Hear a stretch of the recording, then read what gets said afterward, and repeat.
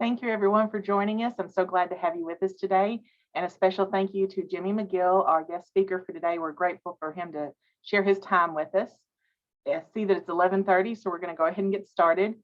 My name is Suzanne Jones. I'm the Safe Schools Coordinator with the Division of Elementary and Secondary Education, and we've been hosting these one-hour webinars for educators and school personnel throughout the state on various topics. Today, our topic is a self-imposed prison called addiction, and our speaker is Jimmy McGill, who's going to share with you his story. A couple of housekeeping things before we get things started. This webinar is being recorded, so if you want to review it at a later time or share it with colleagues who can't attend, that recording will be up on the Safe Schools webpage. I'll make sure that everyone gets a link to that. I'm also going to pop some links in the chat in just a minute. You're going to see several of them as I reference, but they will all be put in the chat for you. A few logistical things. Across the bottom of your screen, you should see the transcript button. I believe we do have our transcript going today, and so you'll be able to follow along with subtitles if you need to. You can use the options to turn them off, turn them on, make them bigger, move them, whatever you need to do. So look across the bottom of your screen. It should say live transcript or CC for closed captioning.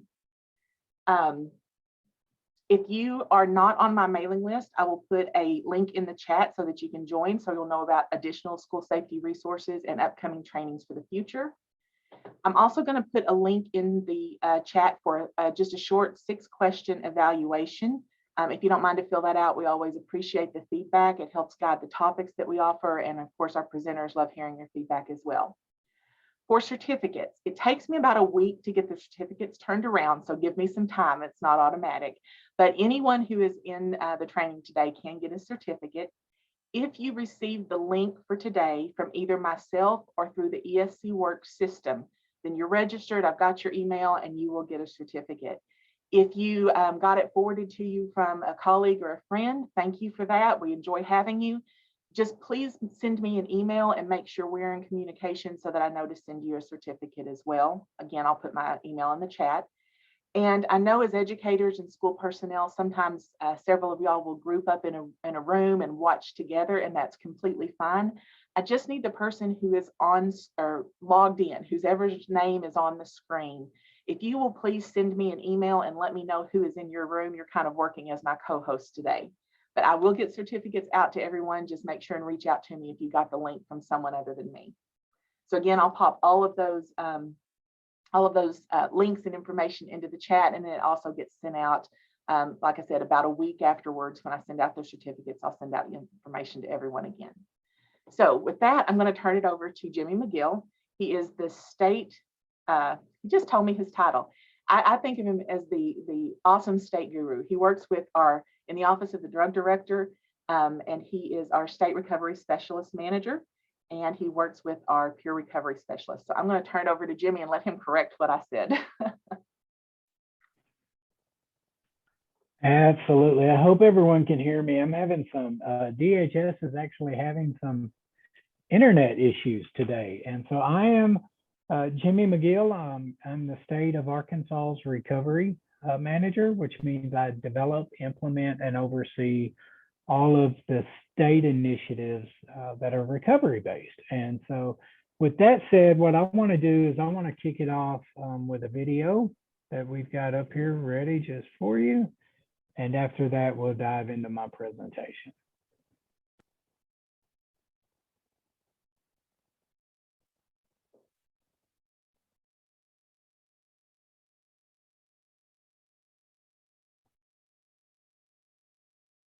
I was raised in a mixture of Christianity and the lifestyles of drug addiction, gang violence.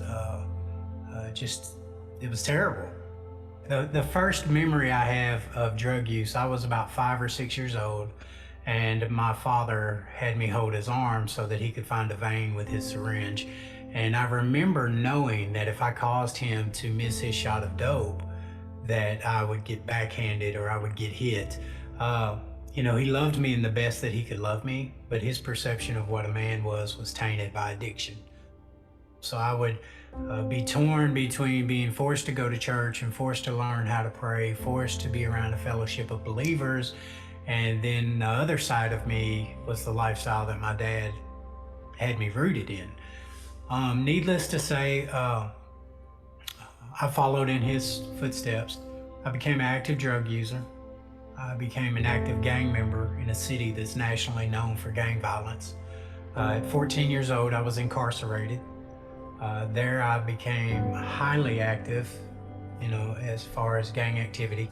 I was released at 16 into a treatment center, which at that time I didn't really understand I had a drug problem.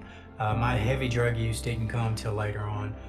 I've spent my life in the grip of addiction, searching for the next drug that could fix my feelings. I was completely hopeless. I was a victim of sexual abuse, physical abuse, mental abuse, psychological abuse. And, that was a hard pill to swallow because I was trying to live up to the image that my father wanted me to be. And so I was constantly in question of who I was. And I was always trying to prove that I was tougher, that I was bigger. And so I spent my life in and out of prison. 2014, I got arrested for my last time. And I had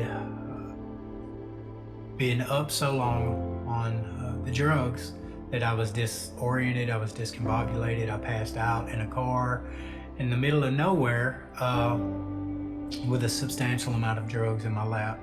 I woke up to the sheriff's office beating on the window of the car. And I thought when I got arrested, that last time, that sense of hopelessness and dread, like I had literally given up. I knew that if I couldn't get accepted into a treatment center, that there was absolutely no way that I could beat the drug charge that I had pending.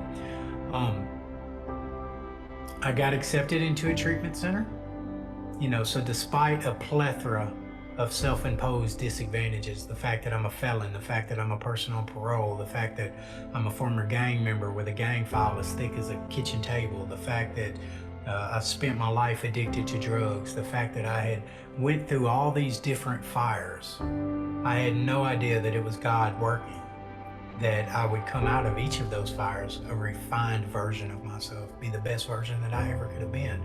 Today I have an amazing life. I have a wife, a wonderful wife that is my rock. She has truly been a gift from God.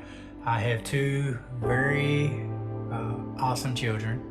I've got a life today and I get to live it on purpose. I've went on to become the first felon in the state of Arkansas to work for the state. The governor had to sign off on my background. I've recently formed what we call a peer recovery response team that will be going into the high schools and the colleges, sharing their experience with drug abuse. My church, I think, teaches me the leadership that I need. I'm a leader and point man. I actually get to lead and co-lead with my cousin, Jacob Phillips, which is amazing. So I'm rooted by my family at that church. It's amazing, the transformation that's happened. I couldn't do it without my church. I couldn't do it without my fellowship. I couldn't do it without my recovery community. It really did take a village with me. I needed some of everybody to help me learn to live because my perception of what living life was completely twisted. It's nothing short of a miracle, I'm gonna be honest with you. How else do you take a 6-time loser on top of the juvenile incarcerations, the parole, and put him in a state office? That's all God. They had to update policies to hire me. That is all God. There is no man-made reason for me to be alive and to be sitting here as a successful, productive member of society other than God had a plan this entire time.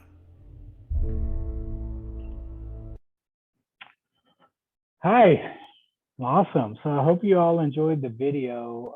I think it does a really far better job than I could do on introducing myself. But like I said a while ago, my name is Jimmy McGill, and I am the state of Arkansas recovery manager.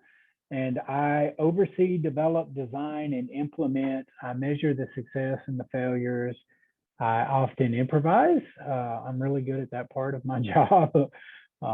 all of the state's recovery initiatives. And so my lived experience, my past is what qualified me for the position I've got. Uh, I try not to do much preaching when I'm speaking, but the truth of it is as far as I believe, only God could have took me from a state prison and put me in a state position. Um, but above all of the other things that I have done that people often contribute to success, I am first and foremost a person of long-term recovery from addiction. And that means I have not had any mind or mood altering substances or drinks of any kind in 6 years, 7 months, and 17 days, and I am counting. And I believe in an abstinence-based approach. That's the only thing that worked for me. Addiction took me to some very dark places. Luckily, I was able to get out of them. They were a place where the abnormal became normal, and things that that should have killed me somehow or another became the building blocks for the life I have today. When we talk about addiction, we are talking about a mental obsession with a physical compulsion, right? That's the two things that really make up and form substance use disorder. And addiction takes you to three places. It takes you to incarceration, insanity, and death. But long before I got to the physical prison, there was a mental prison, right? Like I had been a victim to my own mental prison that I created for myself way before I experienced the physical prison. And so as far back as I can remember, I was raised in an atmosphere of destruction and hurt that was just surrounded by crime and crooks and prostitution and drug use. It was an atmosphere of neglect. And in that atmosphere of neglect, a thug was born, right? Like I became a product of my environment and my atmosphere. And so it was a very violent place. It was a place where your level of manhood was determined by the amount of violence that a person could display.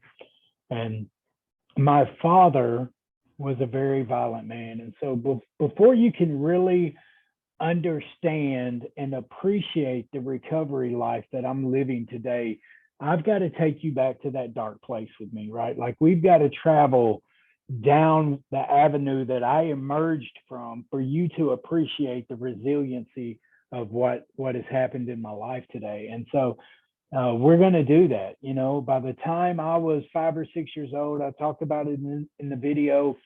I literally remember holding my dad's arm off in the kitchen of my grandfather's house. And my grandfather was also a person of addiction. He died in his late 80s from the disease of alcoholism, which is addiction to alcohol. So I'm the third generation of addiction in my family. And so with that said, I'm holding my father's arm off. This is normal behavior. It was not abnormal for me to be around that. You know, by the time I'm 6 or 7 years old, I'm familiar with what dope scales are. I'm familiar with baggies and seeing different powders and marijuana around my house. I'm familiar with just the chaos that comes with that lifestyle. And so those seeds were planted early on, and those seeds later on would be reinforced by negative events that would later become my core beliefs. And honestly, it's very abnormal for a child my age to be surrounded by IV drug use. But at that time, I didn't know about it, right? Like I didn't go to school and talk about how my father got mad in a drunken rage and threw our Christmas tree with all of our gifts out in the first grade, because everybody's dad did that. That was part of every child's lifestyle, right? Everybody's dad sold dope. Everybody's house smelled like liquor and pee. And that was my mindset. That was normal, but it wasn't. It was the abnormal that had became normal. And so the disconnect for reality happened for Jimmy way before I ever used a substance for that initial first time. Again, going back to my dad, he was a very violent person. He loved me the best that he could love me. I do not want anyone viewing this to think that I am not honoring my father. He did the best he could with what he had, which was a disease, and he died from an untreated disease of addiction at 61 years old. And he still had dope on him, when he passed. And so, with that said, he was a type of person that let his actions be the message that he wanted you to have. He would hit you in the head with a beer bottle and throw your wife over his shoulder and run off with her. Like, I watched him get arrested for a number of things growing up, from murder to rape, to robbery to physical assault. It was a language that he spoke, and he spoke it well, and he did not fear consequences. And so that was the atmosphere that I was brought up in. And so, needless to say, today I can honestly say, as a parent, I know that the most influential relationship my children have is me, right? Like, as a dad, I am the person they will mimic, and I catch them watching my actions all the time. And so that did influence me. But throughout my story, I don't want anyone to think that I was a victim. I was a volunteer. There came a time where I learned right from wrong, and I made my decisions. Early on, though, I've described the atmosphere that I was growing up in. My father gets arrested. He's sent to prison. I'm left to fend by myself and for myself. And so I'm not my father. And so I'm trying to pretend that I am. I'm talking tough like he's tough. But the truth is, I was a very soft child. And so in the 7th grade, the bullying really started for me. And my father was incarcerated. I'm living with my aunt and uncle, who are Southern Baptist people. They're very textbook Christian. They speak Christianese, and it didn't fit with the life that I had been living. And so I'm at school and I'm struggling at home, and there's this very traumatic transition that I'm going through.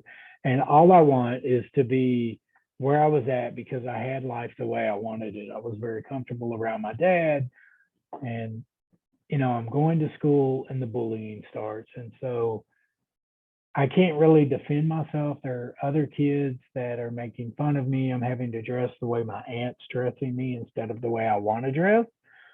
And so what I did notice right off the bat, and fairly quickly,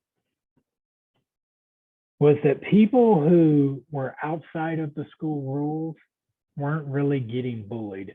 So in my generation, we called them stoners. I don't know what your generation looks like, but the jocks and the preps and everybody was categorized, right? And so I had to find this place. I had to fit into a box. And so I'm trying to identify who Jimmy is, and I'm struggling with the traumatic situations at home. And the next thing you know, I start hanging around a specific crowd because they don't care what anyone thinks or says. And the guy who's got the 20 sack of marijuana in his pocket, he doesn't seem to be getting bullied. In fact, he doesn't seem to care about the rules. So the kids who are appearing to be tough to me, that are picking on me, he's flipping the bird to, telling them where to go and how fast to stick their head in it. And I'm like, okay, this is a guy I need to be friends with. And so I began hanging out with the guys who were smoking pot, who were skipping school because they weren't getting bullied. It never occurred to me that I really could go talk to somebody at school. It never occurred to me to talk to the guidance counselors. I saw them as an authoritative position. I saw my teacher as an authoritative position. I didn't see anyone as an ally. And so the next thing you know, at 14 years old, I skipped school, and trying to fit in and be something, I was more concerned about how other people perceived me than I was about my own safety. I broke in a house. And to be quite honest with you, that's the first time I ever saw a happy home, was the day I broke into someone else's house.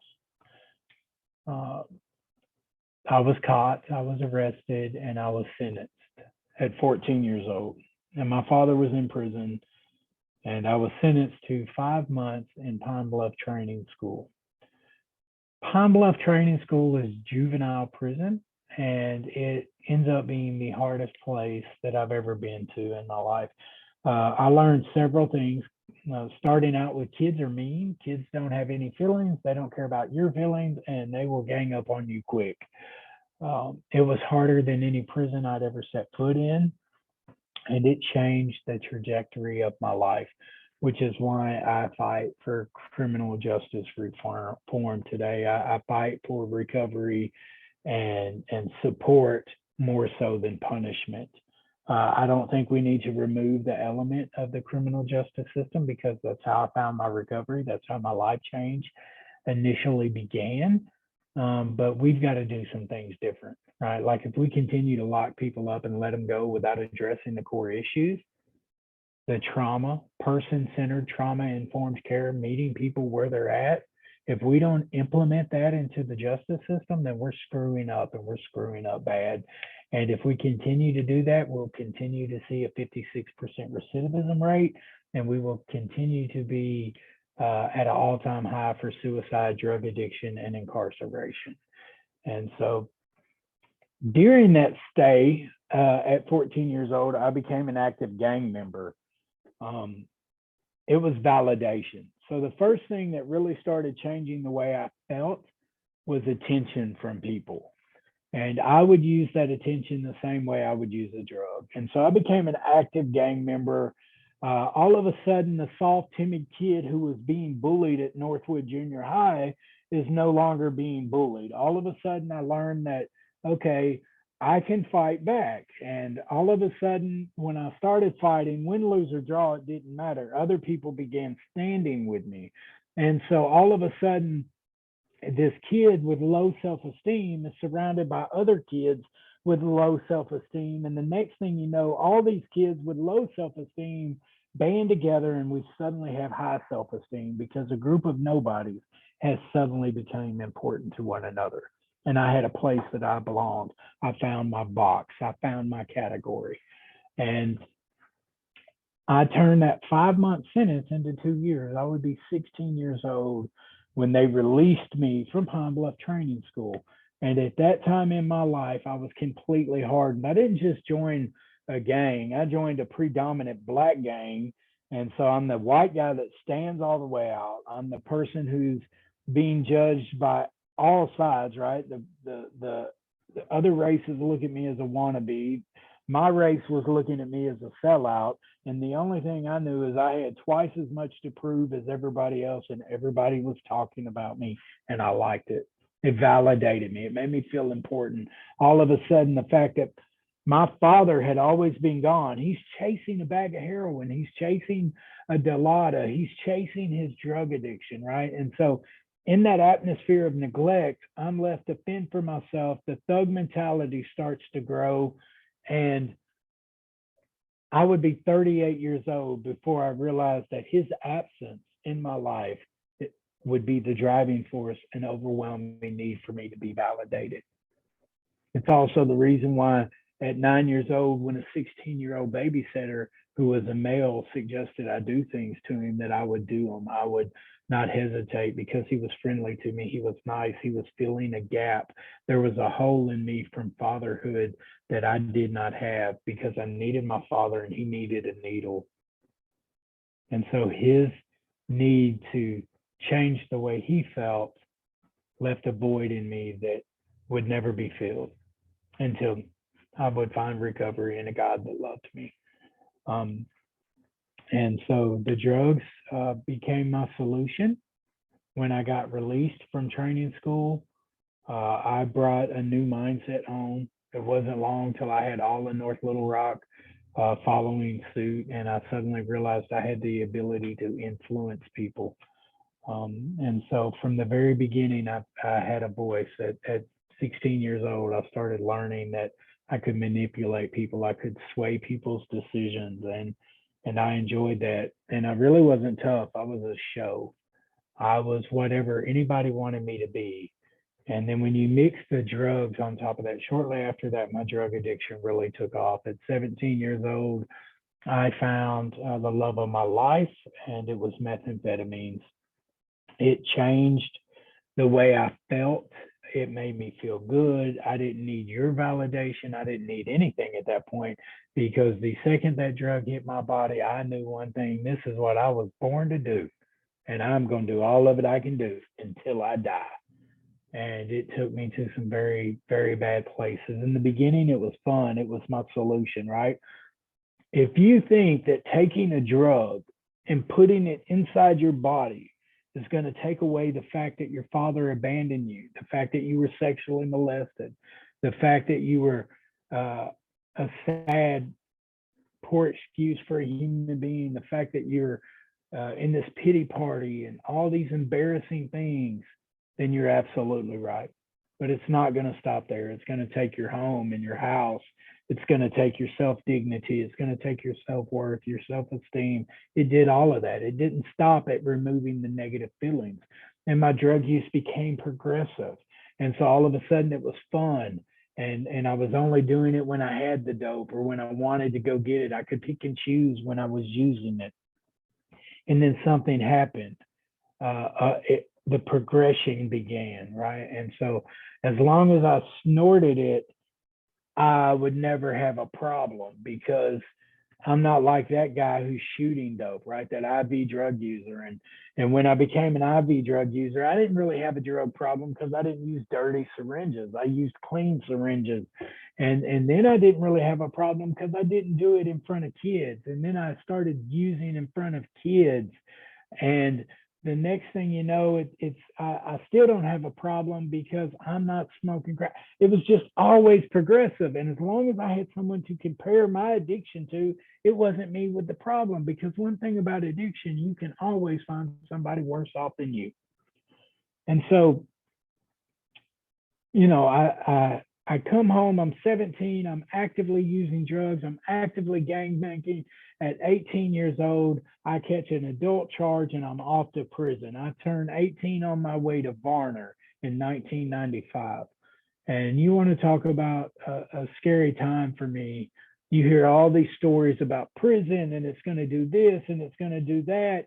And, you know, you're going to get raped or you're going to get stabbed. And then you get to prison and you realize one thing: there's absolutely nothing in prison for me to be scared of. And that was a very bad thing for me to learn, because from the time I was 18, I would continually go back to prison until I was 38 years old. And so with that said, I'm in and out of incarceration. I'm chasing the only thing that matters to me. I never really stopped to think about any other life, right? Like, I accepted the fact that I would die a drug addict. I can remember having visions that I would be 60 or 70 years old, still chasing a chemical, right? Like there was a chemical solution to my problem.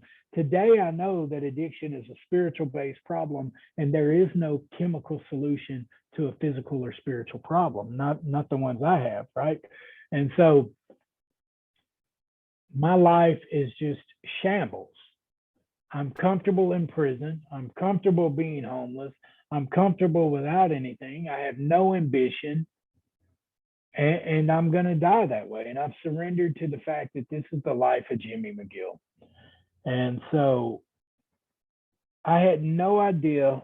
I still didn't even think I had a problem, even when I was found unconscious in a car that I'd been sitting in unconscious for hours with a substantial amount of an illicit drug in my lap, a back seat full of stolen property, and a pit bull in the car with me. It's December 4th of 2014. I'd been up so long that I was discombobulated when the officer finally got me to come to, beating on the window of the car. He thinks I'm dead. It's a common thing to find someone overdosed in a car in an empty parking lot. And I have no driver's license. I'm on parole. This tells you the lifestyle I'm living, right? Like, at this point in my life, I'm 38 years old. This guy arrests me. He takes me to a place called Lonoke County Jail. I've never been to Lonoke County Jail. I signed my parole papers in a drug-induced psychosis. I don't remember signing them. It's days later when I come to and I wake up and I start thinking almost relatively straight, right? Like I've always tried to be the toughest guy in the room. I'm in this foreign jail and I'm in all pink. Now, let me tell you something. For a person of my caliber, who's always went above and beyond to pretend to be the most violent person in the room, I'm the tough guy, Jimmy John, big bad bully bear, and I'm in all pink. Do you know how tough it is to act tough in pink? In all pink. And not just pink, it's a hot pink, like fluorescent pink.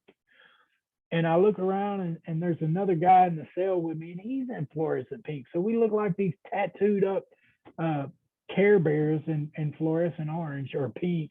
And I remember thinking, they must have made a mistake. They had to put us in the wrong jail pod. And so I leaned over and I whispered to my cellmate, and I said, I think we're in the wrong pod. And he looked at me like I had two heads. He had actually, he was clueless to what I thought we were in the women's unit. And so my mind always goes to the worst place, right? And he's like, no, man, you're in Lonoke County Jail. Everybody wears pink.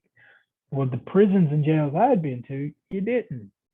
And so little did I know that that would be the last time that I would be arrested. It wouldn't be the last time that I got high, though. And so I want to talk to you about that. In that moment of waking up in that cell, I surrendered to the fact that I would die in prison. I'd already been to prison 5 times. I'd already had 17 felony convictions. With my criminal history and the amount of dope that they said I got caught with, I would never come home from prison again. If I did, I would be too old to enjoy the life I have today. And I surrendered. I was hopeless. I was broken. I'd completely given up. And so a few weeks went by, the sadness began to lift and the acceptance began to set in. You know, I was waiting on them to come get me for my parole violation. And when I went back to court, I knew I'd probably get a 100-year sentence. And the sheriff came back there and he took a liking to me. And so the sheriff moved me up front to be a trustee. And so all of a sudden in this hopeless situation, I'm a trustee and it's tolerable. And I've got this big screen TV in my cell. I've got a coffee pot. I've got 3 mattresses, so I'm not laying on a little thin mat that hurts my back. Like I'm living as good as I can live for incarceration. And all of a sudden, some dope came in the jail, and my cellmate got a hold of the dope. And he said, Jimmy, we're going to get high. And I said, no, we're not. Like I hated drugs at this point in my life. I had associated the fact that everything that had happened that was wrong with me was because of drugs, and drugs were my problem. Later, I would learn that I was the problem, not the drug use, that I always knew right from wrong. And once I stopped using, at that point, I would be responsible for my own recovery. Now, I said no until I couldn't say no anymore. I turned the dope down 5 or 6 times that day. It kept getting put in my face over and over, and I used. And the next day, the sheriff drug tested us. He knew we were high immediately. And yeah, he drug tested us right off the bat. And turns out I was the only one that I was fooling myself to think he wouldn't know. And that was the last time I ever used. And that was February 27th of 2015. And so he sent me on to prison as a punishment. Later on, long story short, if you would have told me in 2014 that in 2015 that I would leave prison and become the first person to hold a state position on parole, I would have thought you did better dope than I ever did. You need drug rehab, not me. So I parole out to a treatment center and I did something new. And so instead of going to get high, like I always did every time I got released, God put me somewhere where I couldn't get high. See, I knew that if I got high, they would drug test me at that treatment center. They would kick me out, and the pending charge I got would be the worst case scenario. But if I stayed clean, I stayed in treatment, maybe they would give me drug court or something. Who knows? I was just hoping for a miracle. And I had no idea the miracle that I would receive. Um, I went to a meeting that day. I went to a 12-step meeting, and I heard something that I'd never heard before. I heard hope, and I identified with the message of hope. And so I never looked back. I kept going, and I got on fire for recovery. And then I was invited at 18 months clean. I had 18 months clean, and somebody said, "Hey, why don't you come to the state capitol and speak on behalf of addiction and recovery?" Well, I said, okay. So I refuse to shut up about recovery. And so while I'm there, I see a cop that's no longer a cop. But in my addiction, this guy arrested me 3 or 4 different times. He put me in prison more than once.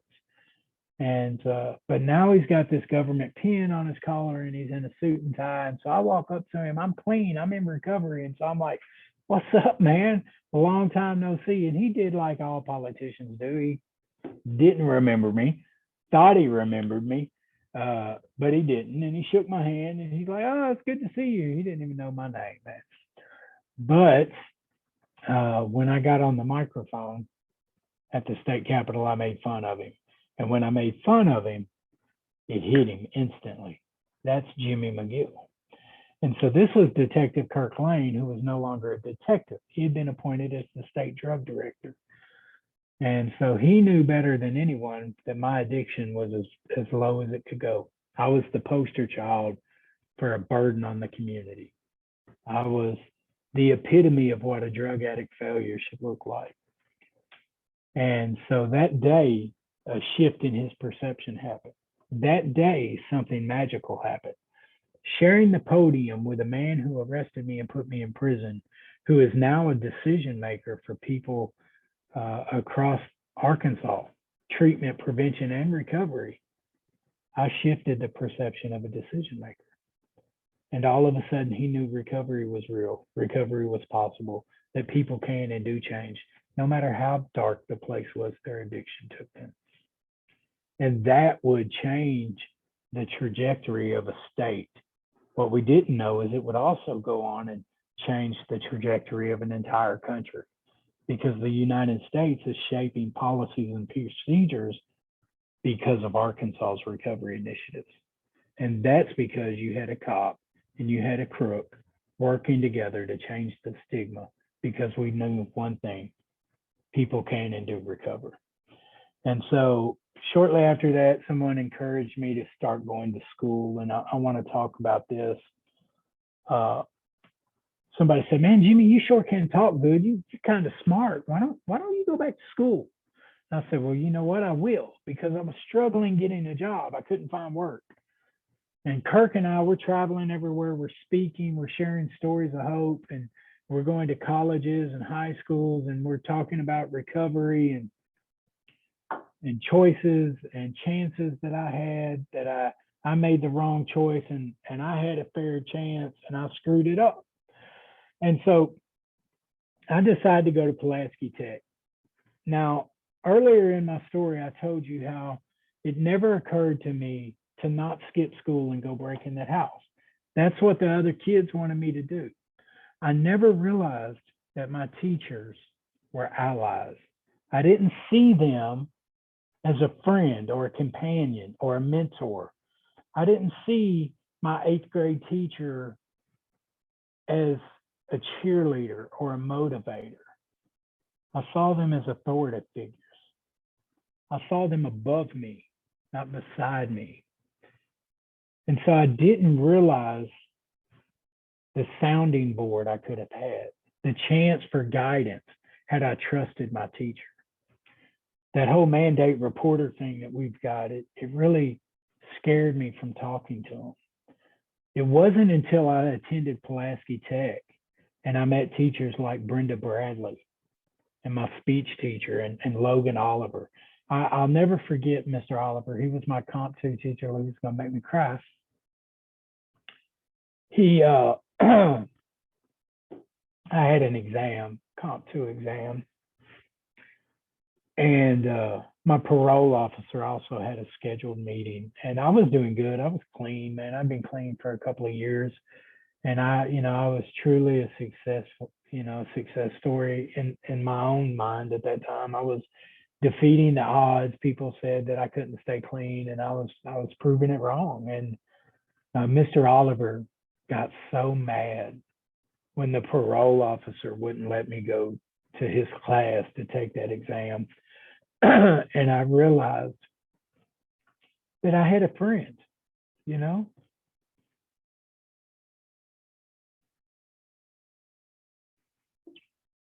Yeah, the potential is really there. And so for the first time at the University of Arkansas, Pulaski Tech, I learned that the TRIO program and Mary Kate Snow and all these people would be my biggest allies. They would fight harder for me than I would.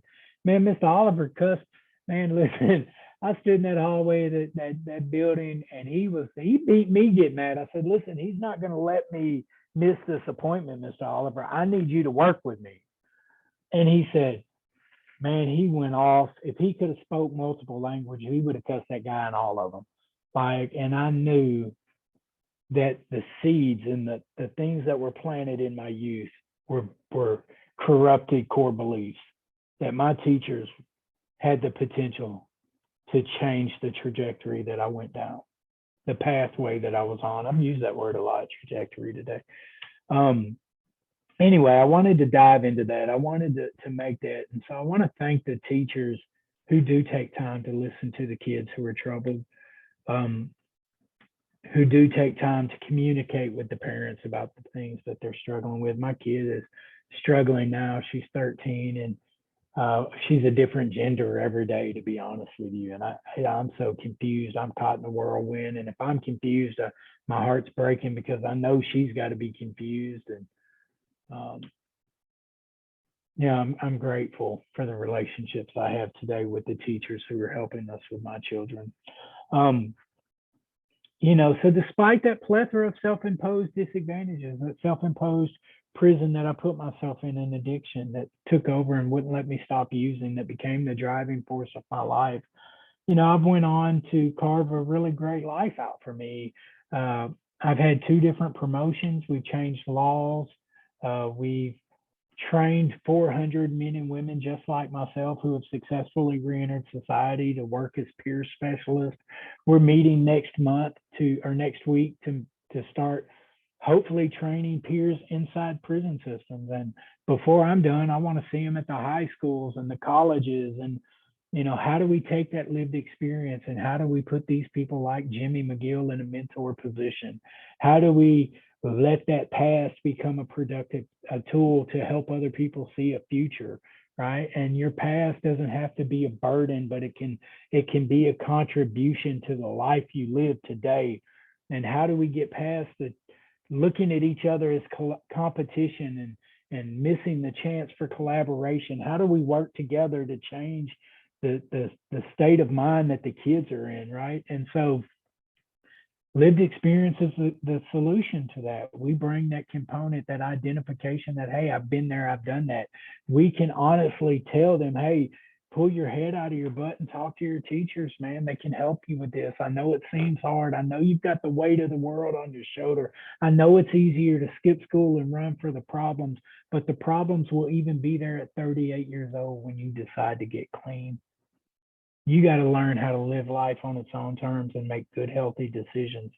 And that starts with the teachers, because you guys aren't the dad that they're afraid that's going to judge them. You're not the mom that they can't talk to. You're that in between, that just right mediator. And so, despite all the stuff I went through, like I've been able to buy a home. I'm a homeowner and I've got a new truck and I've got custody of my daughter and I've got a son that I hang the moon and stars on. And I've started a nonprofit and a successful business owner and a state employee, and I'm a nationally known speaker. I just wrote a book called From Prison to Purpose. And,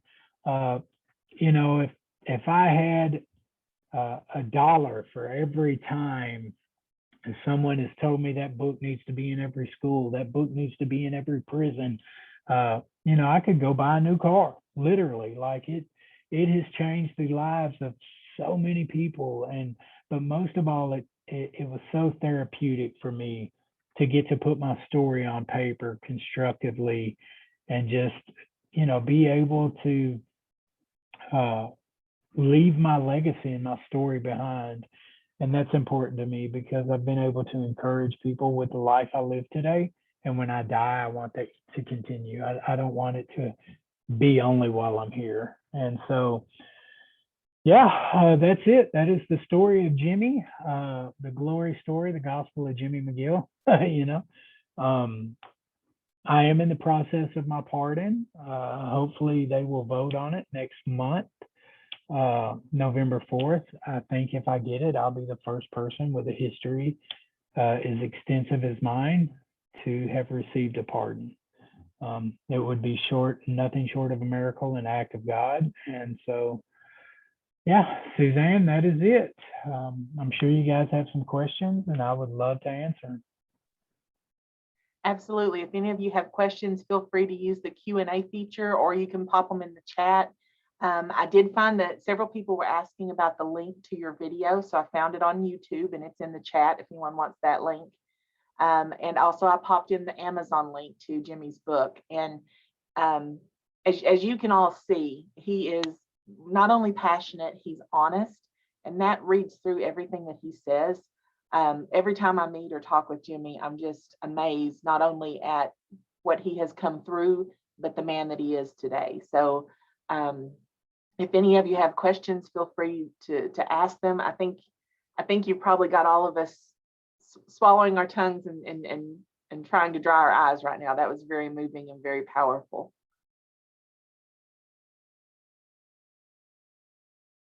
Are there any resources or groups for high school age students who are trying to fight addiction on their own?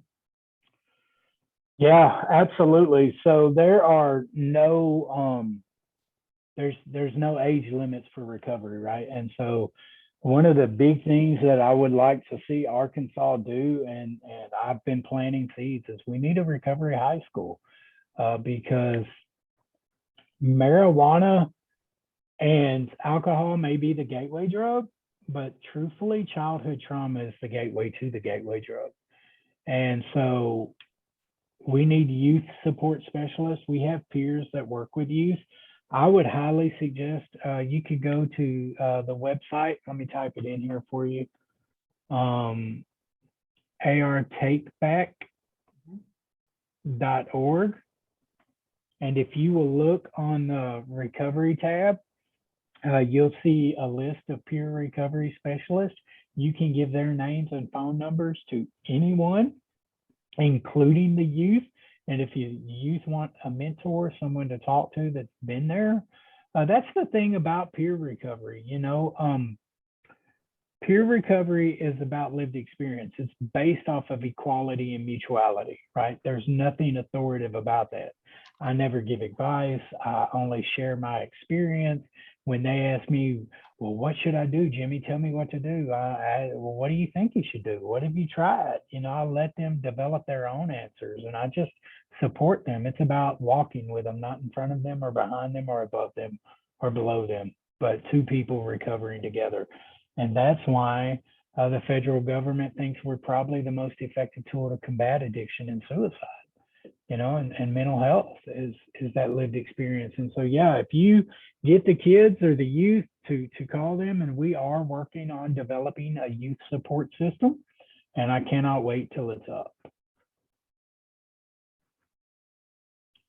So just from my own experience, the first place I heard about peer recovery specialists was through Youth Mental Health First Aid, and they talk about this program as a way to connect youth to services. And that was all I had heard about. And I heard you mention that Arkansas's model is kind of turning into a national model. Can you speak a little bit more about that? Yeah, absolutely. And so just FYI, peer recovery specialists are covered with confidentiality, the same as a therapist or a teacher. We're mandated reporters with CFR 42 Part 2, all that good stuff.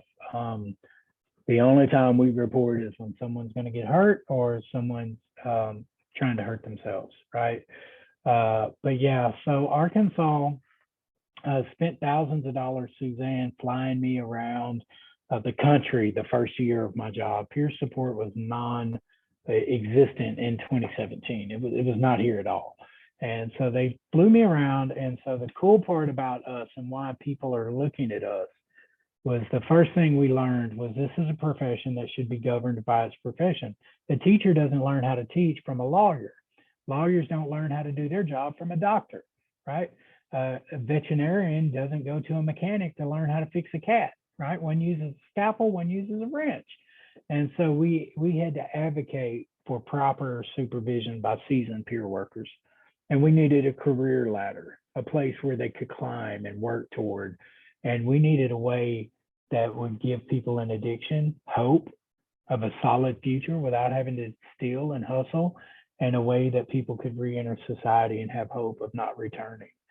And so that all played, it gave a population of people who were unemployable, not just a profession, but a highly effective and respectable profession. I mean, they talk about peer workers now like they do master level clinicians. I mean, the lived experience cannot be overlooked.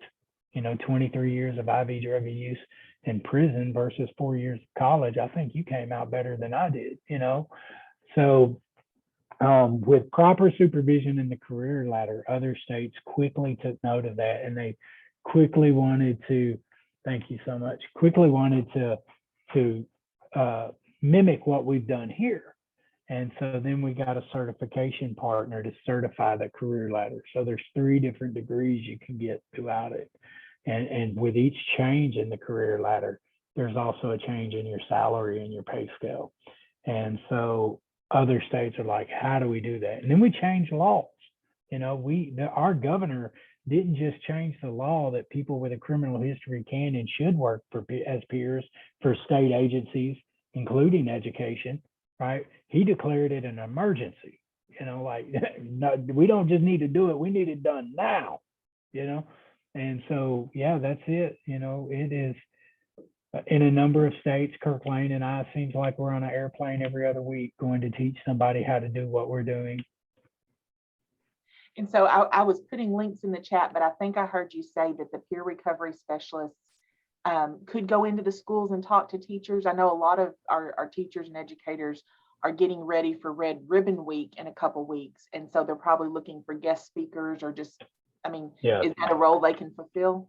That is it's not just a role, it's a priority in the role. Like public presentations and sharing our experiences with addiction, mental health, and recovery, that's like a daily thing.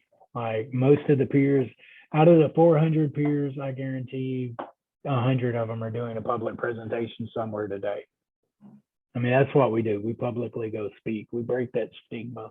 And every time we share our stories, Suzanne, it encourages someone else to not have to die quietly and ashamed, right? It's like me, I was 38 years old. I didn't even know people were in recovery. I didn't even know recovery was a thing. I thought once you use drugs, you died using them. That had been what I saw. That was the seed. And so when my grandfather died from alcoholism and my father died of active drug use, 2 different times, and those are very pertinent events. Those are serious traumatic events when a child loses a grandfather and a father. Yeah. So those incidents reinforced the belief that people, once they start, they don't stop till they're dead. Right. And sometimes in education, we tend to use a lot of phrases, and we mean the academic application of those phrases. So we talk a lot about trauma-informed schools and trauma-informed approaches. Yes. Hearing you talk, we use the academic version of that language. You use the real trauma-informed. We know about trauma from what we've learned. The peer recovery specialists and people who are in recovery know about it because of what they've lived. And you're right. How much more informed can you be than to have lived it? And that's where we've got to come together. And I'll quote Kirk Lane. I've heard him say several times, we're never going to arrest our way out of a drug problem. We've got to educate and work together. And so I'm Yeah. just grateful for the partnership that you and Director Lane and all of our drug enforcement agencies in Arkansas are putting on, helping educators understand so that we can have these conversations and the role that we can play with our students. Absolutely. Yeah, for sure. Do we have any more questions from anyone? I've lost the Q&A. I've got the chat up. Let me find the Q&A and make sure I'm not missing anything. I had so many windows open trying to chase the resources. While I'm looking, is there any other, like I know when I Googled you to get ready for this presentation, I found all sorts of resources out there. Is there anything else that you want to share? We've got the link to the video and the link to your book. Yeah, the AR Take Back. Yeah, you can find me on all social media platforms at Jimmy McGill Live. And so where did Jimmy go? North Pulaski? No, I actually got incarcerated in the 8th grade. So that was the extent of my formal education. I would go on to get my GED in prison. So, Okay. let's see. I have a school duty, so okay. Yeah, Jimmy McGill Live on all social media. So if you ever need me on Facebook, TikTok, Instagram, YouTube, whatever, let me know. And Jimmy is a powerful ally and very trusted resource. So reach out to him for anything. I know his heart is in this as much as his head or anything else, or his pocketbook. His heart is in this mission. So thank you all for being here. If you've got any questions, feel free to ask them, but we're coming up on time. Jimmy, thank you again so much for being here. And y'all look for his book, and I think he's going to have a lot of other things coming up. So watch for Jimmy. Thanks, everyone. Bye-bye. Bye-bye.